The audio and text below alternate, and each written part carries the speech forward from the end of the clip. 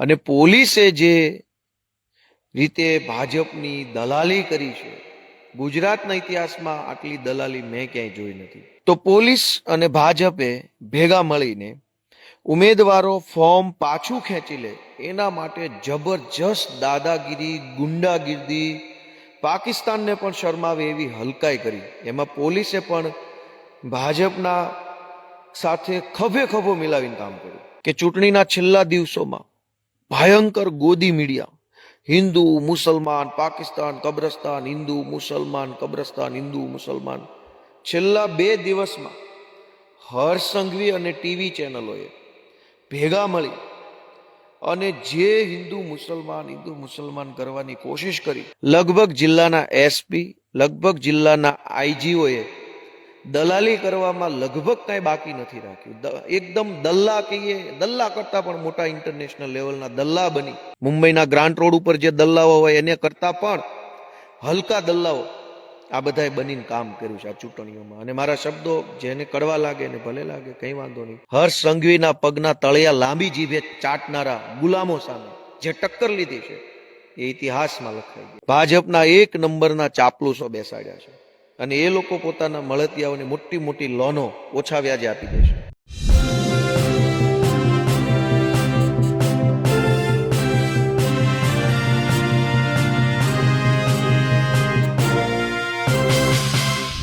ગુજરાતમાં સ્થાનિક સ્વરાજની ચૂંટણી પૂર્ણ થઈ ગઈ છે અને હવે પરિણામોની રાહ જોવાઈ રહી છે. પણ તેની પહેલાં ગોપાલ ઇટાલિયા પોતાના સોશિયલ મીડિયામાં લાઈવ થયા. લાઈવમાં તેમણે પોલીસને ટાર્ગેટ કર્યો, એસપી, આઈજી એ તમામ લોકોને ટાર્ગેટ કર્યો અને કીધું કે આ તમામ લોકો હર્ષ સંઘવીના દલ્લા બનીને કામ કરતા દેખાયા. ભાજપની જગ્યા એસપી, આઈજી આ તમામ લોકો ચૂંટણી લડતા હોય તેવી સ્થિતિનું નિર્માણ તેઓએ કર્યું. મહત્વપૂર્ણ બાબત એ છે કે તેઓએ હવે તમામ લોકોને કહ્યું છે કે હવે તે તમામ જે લોકો છે તે આવા દલ્લાઓનું વિડીયો બનાવે. એટલે કે હવે સીધી લડાઈ પોલીસ અને આમ આદમી પાર્ટીના કાર્યકર્તાઓને તમને રસ્તા ઉપર દેખાઈ શકે છે.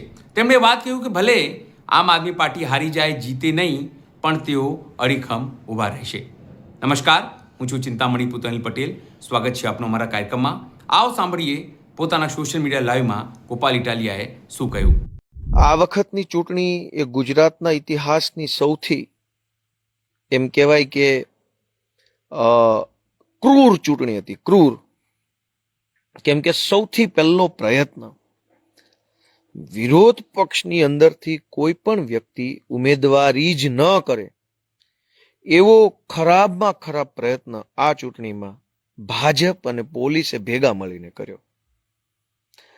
બીજા તબક્કાનો પ્રયત્ન કે પાર્ટીઓએ ગમે તેમ કરીને ઉમેદવાર ઊભો રાખ્યો તો પોલીસ અને ભાજપે ભેગા મળીને ઉમેદવારો ફોર્મ પાછું ખેંચી લે એના માટે જબરજસ્ત દાદાગીરી, ગુંડાગીરી, પાકિસ્તાનને પણ શરમાવે એવી હલકાઈ કરી. એમાં પોલીસે પણ ભાજપના સાથે ખભે ખભો મિલાવીને કામ કર્યું. ત્રીજી હલકાઈ કે કેટલાક ઉમેદવારોએ ફોર્મ પાછું ન ખેંચ્યું, કેટલાક ઉમેદવારોને ફોર્મ ભરવા જ ન દીધું, ભર્યું તો એનું ફોર્મ રદ કરાવવાની કોશિશ કરી, રદ ન થયું તો પાછું ખેંચાવવાની કોશિશ કરી. જે ફોર્મ પાછું ન ખેંચાયું એ ઉમેદવારોને ચૂંટણી પ્રચાર ન કરવા દેવા માટે થઈ ગુંડાઓ મોકલ્યા. એ અનેક ઉમેદવારોના પરિવારને એરેસ્ટ કરવામાં આવ્યા, ખોટી એફઆઈઆરો કરવામાં આવી, પોલીસ સ્ટેશને બોલાવી કલાકો સુધી બેસાડી અને ધાકધમકી કરવામાં આવી. આ આખી ચૂંટણીની અંદર ભાજપના નેતાઓ, ગુંડાઓ, પોલીસ, ગોદી મીડિયા, ગોદી યુટ્યુબ, સમાજના કહેવાતા આગેવાનો અને શુક્રાચાર્યો આ બધા જ લોકોએ ભેગા મળી અને આખી ચૂંટણીને જાણે કે આખું અનૈતિક કામ કરવાનું પર્વ આવ્યું હોય, હિંસા કરવાનો તહેવાર આવ્યો હોય એવી રીતે આ લોકોએ આખી આ ચૂંટણી કરી. અને સૌથી પહેલા 700 જેટલા ઉમેદવારોને બિનહરીફ કરવાનું પાપ કર્યું.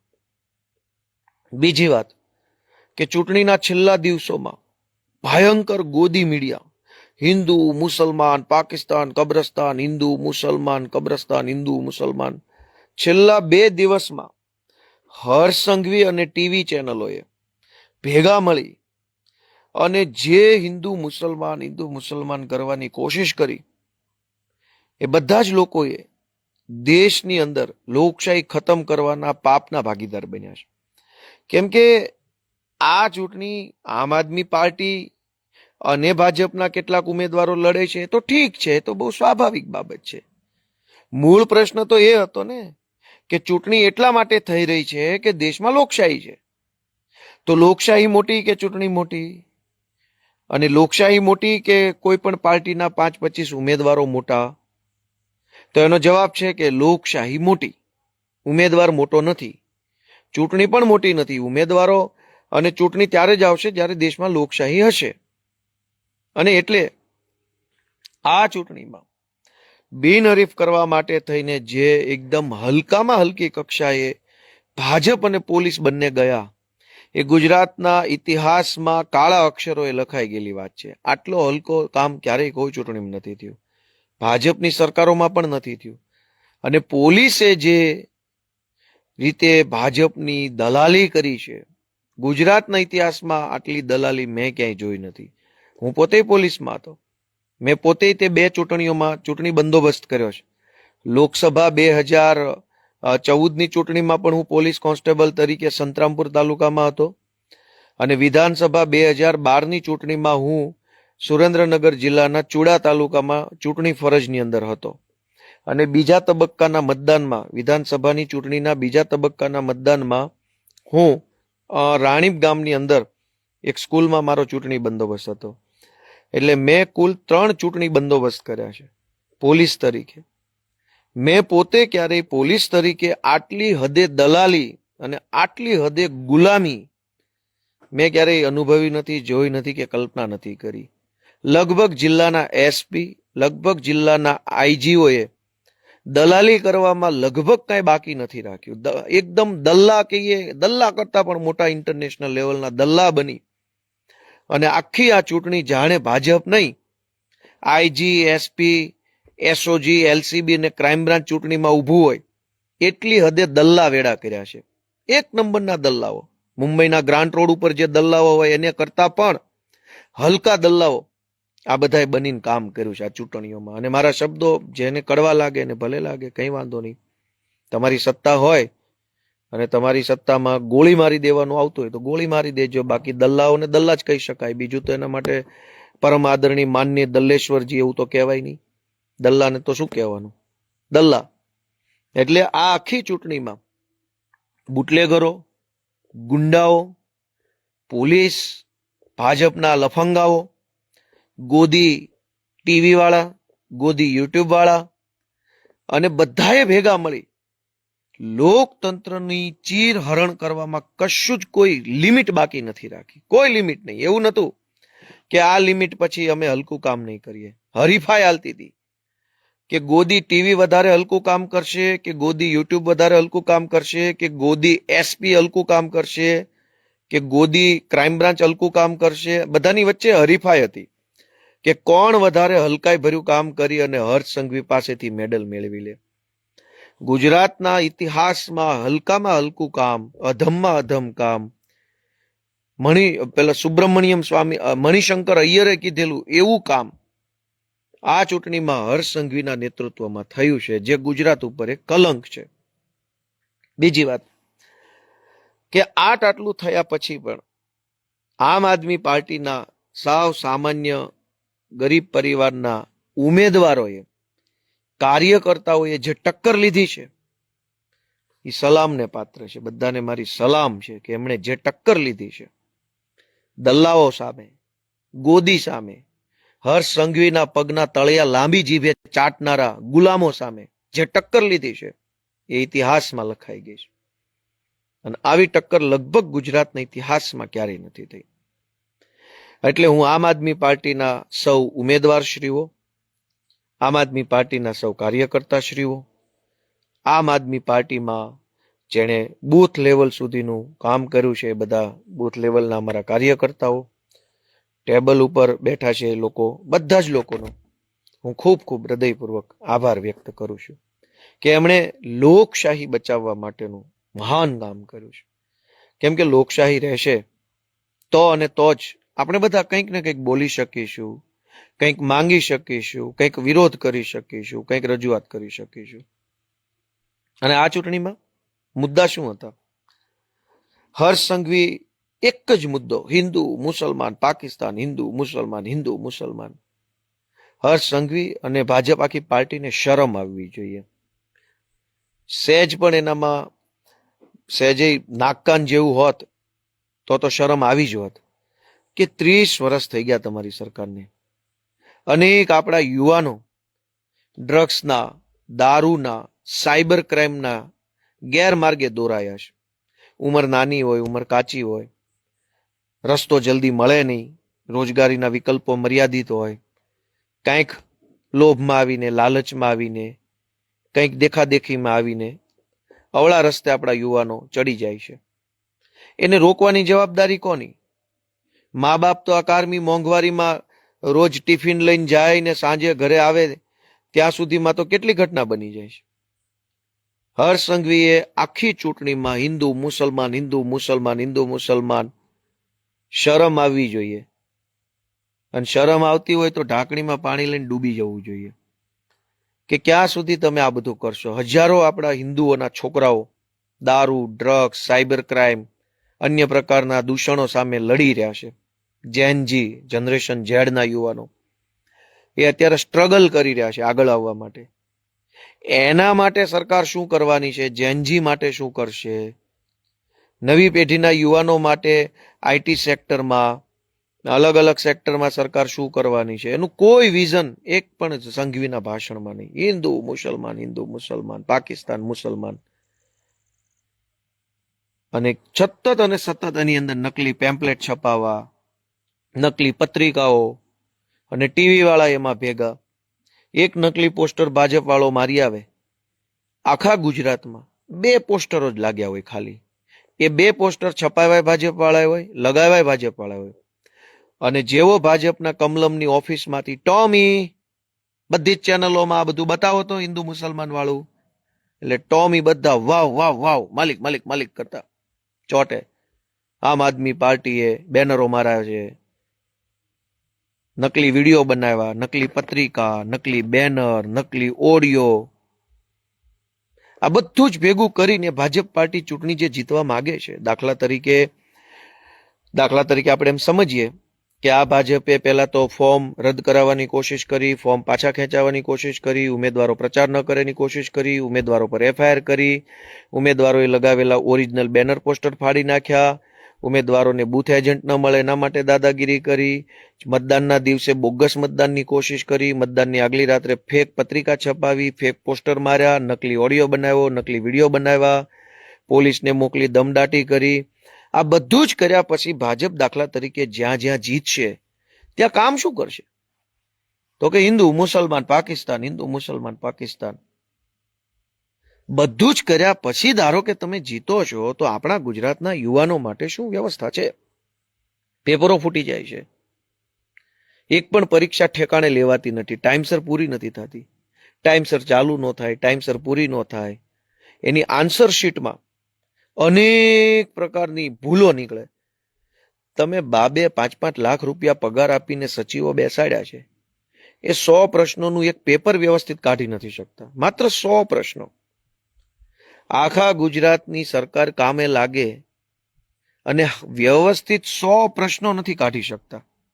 પ્રશ્નપત્ર તૈયાર કરવાનું છે કે જેનો આખા ગુજરાતમાં એક જ જવાબ હોય એવો એક પ્રશ્ન નથી કાઢી શકતા. અને કોઈ પણ ભોગે ગુંડાઓ મોકલી, પૈસા મોકલી, ભજીયા ખવડાવી, દારૂ પીવડાવી, પોલીસ મોકલી, દલ્લા મોકલીને ચૂંટણી જીતવીશ. પણ જીતી ગયા પછી એક સારું પેપર તો કાઢીને બતાવો કે જેમાં એક પણ માર્ક્સની ભૂલ ન હોય, તમારે તમારો સવાલ રદ ન કરવો પડે. આખા ગુજરાતની સહકારી મંડળીઓમાં જેમ ફાવે એમ કૌભાંડો થાય, જેમ ફાવે તેમ.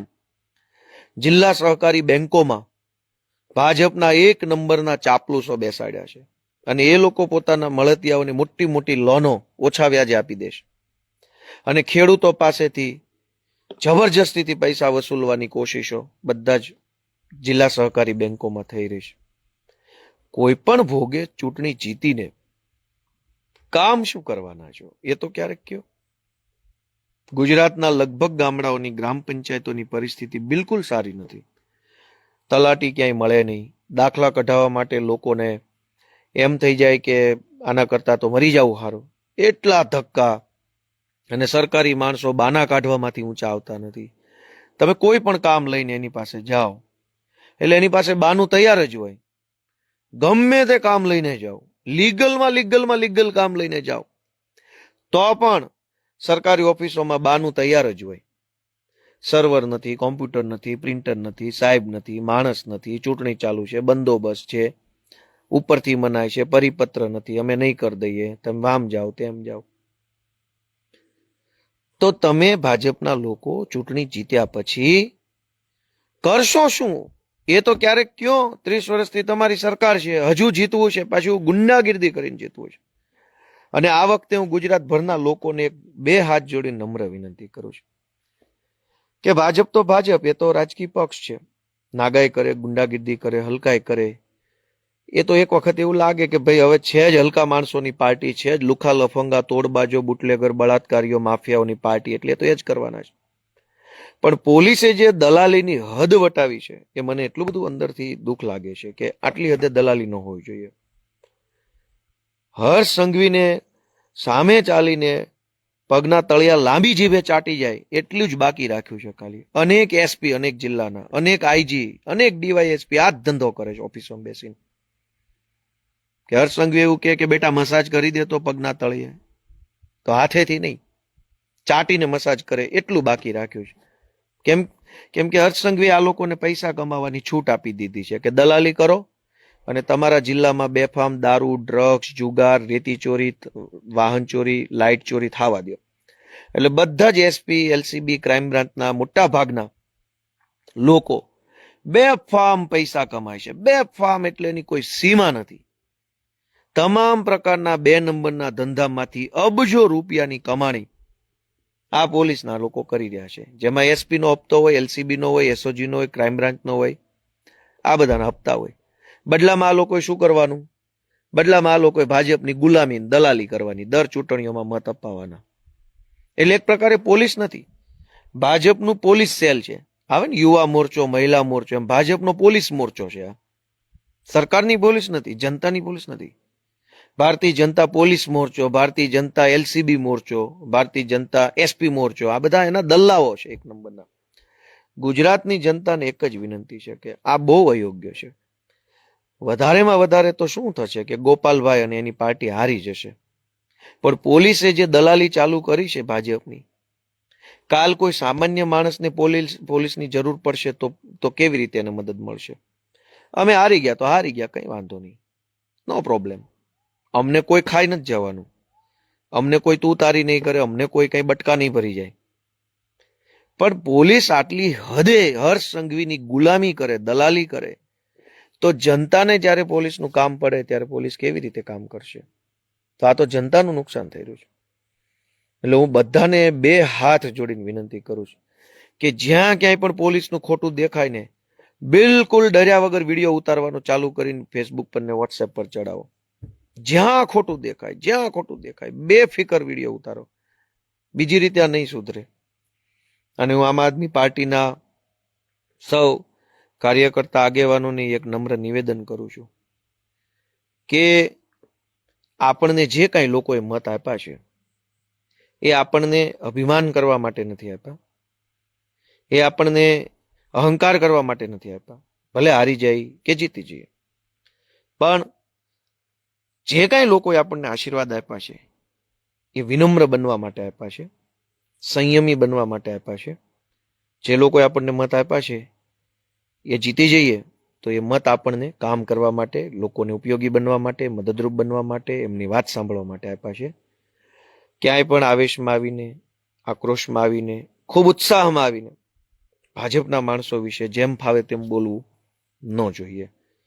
ભાજપની અંદર મોટા ભાગના લોકો ચોર ચપાટા, લુખ્ખા લબાડા ચપાટાઓ બધા ભર્યા છે, એ વાત એકદમ વ્યાજબી છે. પણ આપણે બધાએ લોકોની લાગણી જીતવાની છે, લોકોનો પ્રેમ જીતવાનો છે. અને આખા ગુજરાતની જનતાએ હવે પછીથી દલ્લા બની ગયેલા પોલીસ ઉપર ખૂબ ધ્યાન આપવાનું છે. હું પણ ધ્યાન આપીશ હવે, બધાએ આપવાનું છે. જ્યાં દલ્લા દેખાય ત્યાં વિડીયો ફરજિયાત ઉતારી લેવાનો. બહુ તો શું કરી લેશે? ફાંસીએ ચડાવી દેશે, ગોળી મારી દેશે, શું કરી લેશે? અને આખા ગુજરાતની જનતા જ્યારે દલ્લાઓને ખુલ્લા પાડતી થઈ ગઈ હશે ત્યારે હજારો લોકોને કઈ ફાંસીએ ચડાવશે? એટલે જે નિષ્ઠાવાન છે, ઈમાનદાર છે, જે લોકો શ્રેષ્ઠ કામ કરે છે, સંવિધાનને ધ્યાને રાખીને કામ કરે છે, એને બે હાથે સલામ મારવાની છે. પણ જે હર્ષ સંઘવીના પગના તળિયા લાંબી જીભથી ચાટે છે એવા દલ્લાઓને વિડીયો બનાવીને ખુલ્લા પાડવા એ આપણે બધાએ કરવાનું છે. હું આજે ફરી એક વખત ગુજરાતની જનતાનો ખૂબ ખૂબ આભાર વ્યક્ત કરું છું કે એમણે અમારી ઉપર ખૂબ સારો વિશ્વાસ મૂક્યો છે. અનેક જગ્યાથી સારા સમાચારો આવી રહ્યા છે. અને બીજી વાત કે આમ આદમી પાર્ટીએ ગુજરાતભરના લોકોને એક નવો વિકલ્પ આપ્યો છે, નવ યુવાનો આપ્યા છે. અનેક અમારા યુવાનો જિંદગીમાં પહેલી વાર ચૂંટણીમાં ઉભા રહ્યા. એ રાજનીતિ શીખે છે, રાજનીતિની અંદર કેવી રીતે આગળ વધવું, પાર્ટીમાં કેવી રીતે કામ કરવું, ચૂંટણી કેવી રીતે લડવી, ટીમ વર્કમાં કેવી રીતે જોડાવું, પ્રચાર કેવી રીતે કરવો, લીગલ પ્રોબ્લેમ આવે કોઈ ફોર્મ્સમાં, ફોર્મ રદ કરવામાં, ચૂંટણી દરમિયાન, મતદાન દરમિયાન, તો લીગલ ચેલેન્જીસ, કાયદાકીય પડકારો સામે કેમ લડવું, એ બાબત અનેક યુવાનો શીખી રહ્યા છે. તો એ કેટલી ઉત્તમ વાત છે કે આપણા અનેક નવ યુવાનો, નવી પેઢીના જેનજી યુવાનો એ આ બધું શીખશે. ભાજપ કે કોંગ્રેસ તો આપણને હિન્દુ મુસલમાન સિવાય બહાર આવવા દેવા માંગતી નથી. કેજરીવાલની આમ આદમી પાર્ટી આપણા યુવાનોને નેતા બનાવવા માંગે છે. અને નેતા બનવા માટે કેટલું બધું શીખવું પડે? એક કે જે વ્યક્તિ જે જ્ઞાતિનો હોય એ જ્ઞાતિમાં બેલેન્સ કરીને ચાલવું પડે, બધી જ્ઞાતિમાં બેલેન્સ કરીને ચાલવું પડે, પાર્ટીની અંદર બેલેન્સ કરીને ચાલવું પડે, મીડિયાની અંદર બોલતા હોય ત્યારે બેલેન્સ કરીને ચાલવું પડે, ચૂંટણી લડતા હો ત્યારે તમને કાયદાકીય માહિતીનું જ્ઞાન હોવું જોઈએ, પ્રચાર કરતા હો ત્યારે તમને મુદ્દાઓનું જ્ઞાન હોવું જોઈએ કે કયા વિસ્તારમાં કયા મુદ્દા ઉપર ચર્ચા કરવાની છે. વિરોધ પક્ષ તમારી ઉપર બેફામ આરોપ આક્ષેપ કરે ત્યારે સંયમ કેમ રાખવો, ધીરજ કેમ રાખવી, કેવી રીતે પોતાના કામની અંદર ફોકસ રાખવું, એ પણ શીખવાનું છે. આ વખતની ચૂંટણીમાં ગુજરાતભરના જે કાંઈ પણ ગોદી ટીવી વાળા હતા એ બધાને બહુ મોટા પેકેજ ઉપર વિસાવદર મોકલવામાં આવ્યા.